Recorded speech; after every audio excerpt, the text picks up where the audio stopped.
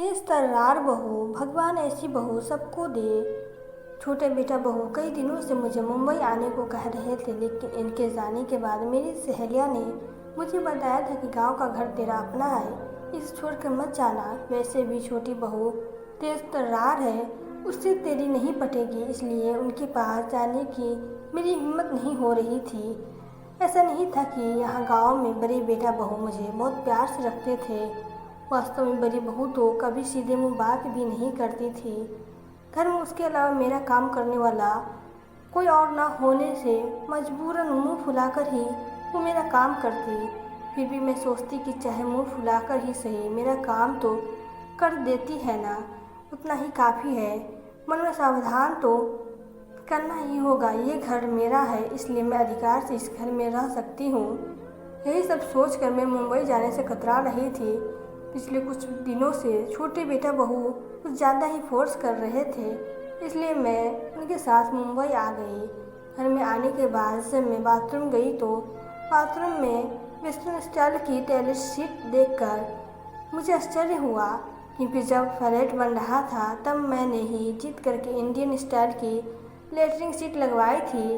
तब मुझे western parents बिल्कुल नहीं सुहाता था, लेकिन अब घुटनों के ऑपरेशन के बाद तेज तर्रार बहू ने मेरी सुविधा का इतना ख्याल रखा, यह देखकर सुखद महसूस हुआ। दूसरे दिन शाम की चाय के बाद सब लोग हॉल में बैठे थे तो सिल्वा छोटी बहू ने कहा, मम्मी जी चलिए हम सब मॉल में घूमने चलते हैं। आप तैयार हो जाइए, मैं क्या करूँगी मॉल जाकर, जो हम सब करेंगे वो आप भी करना। नहीं बेटा, मैं घर में ही ठीक हूँ, तुम सब लोग जाओ। आखिर आप हमारे साथ मॉल क्यों नहीं आना चाहती शिल्पा? यदि मम्मी नहीं आना चाहती तो रहने दो ना। बेटी ने कहा, आप रहने दीजिए जी, आपको किसने कहा हम दोनों के बीच में बोलने को? बेटा मुंह बनाकर चला गया। शिल्पा ने फिर कहा, प्लीज़ मम्मी जी चलिए ना। देख बेटा, 75 साल की उम्र में मैं जल्दी जल्दी चल नहीं पाती हूँ, तुम में से किसी को मेरा हाथ पकड़ना पड़ेगा, मेरी वजह से तुम लोगों को भी धीरे धीरे चलना पड़ेगा। ऐसे में बिना वजह तुम सबका मज़ा भी किरकिरा हो जाएगा। और मॉल में वो क्या बोलते हैं, एक्सीलेटर आदि पर चलना भी मुझे नहीं आता मम्मी जी। जब आपके बच्चे छोटे थे, छोटे छोटे पैरों से तेज नहीं चल सकते थे, तब आप भी उनके साथ धीरे धीरे ही चलती थी ना। बच्चे तेज नहीं चल सकते, इसलिए क्या आप उन्हें घर पर छोड़कर अकेले घूमने आ जाती थी? नहीं ना। अब हम बच्चों की बारी है, आपके साथ हम भी धीरे धीरे चलेंगे। आखिरकार घर में बैठे बैठे आप भी तो बोर हो जाती होंगी।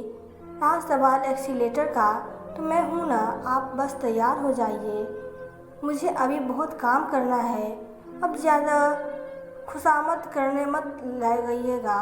इतना कहकर शिल्पा जल्दी जल्दी किचन में चली गई। बेटी ने कहा, सॉरी मम्मी, आप बुरा मत मानिए, क्या करूँ, शिल्पा स्वभाव में थोड़ी तेज ही है, आजकल तो उसकी ज़ुबान कुछ ज़्यादा ही कड़वी हो गई है। बहू की प्यारी भरी डांट से मेरी आंखें भीग गई। मैंने कहा, बेटा मीठा बोलने वाले तो बहुत देखे हैं, लेकिन शिल्पा के तेज स्वभाव में भी एक अपनापन है। मैं सालों से इसी अपनेपन के लिए तरस रही थी।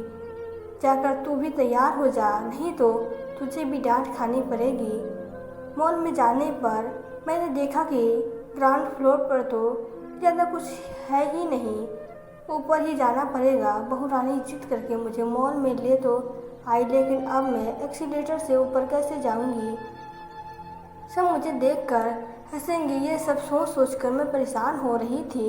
इतने में शिल्पा बोली, मम्मी जी हम यहाँ 5 मिनट एक्सीलेटर के पास खड़े रहते हैं, आप आते जाते लोगों को ध्यान से देखिए, वे कैसे पहले सीढ़ी पर पैर रखते हैं, कैसे पिन साधन होकर एक्सीलेटर पर चलते हैं, जैसे ही घर की सीढ़ी चढ़ रहे हो।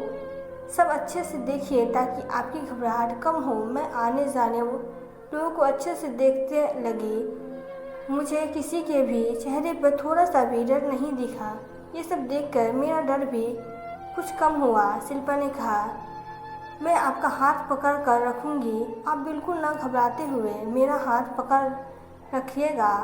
चलिए, क्या अब आप एक्सीलेटर पे चलने तैयार है ना? ठीक है। ऐसा कहकर मैंने शिल्पा का हाथ पकड़कर लिया। उस वक्त मुझे ऐसा लगा जैसे मैं एक बच्ची हूँ और वो मेरी माँ है, जो अपने बच्चों का हाथ पकड़कर उसे एक्सीलेटर पर चलना सिखा रही है। ऐसे ही हमने अब पहली सीढ़ी पर पैर रखा। मेरा बैलेंस थोड़ा सा बिगड़ा, लेकिन शिल्पा का हाथ पकड़े हुए होने से जल्दी ही मैं संभल गई।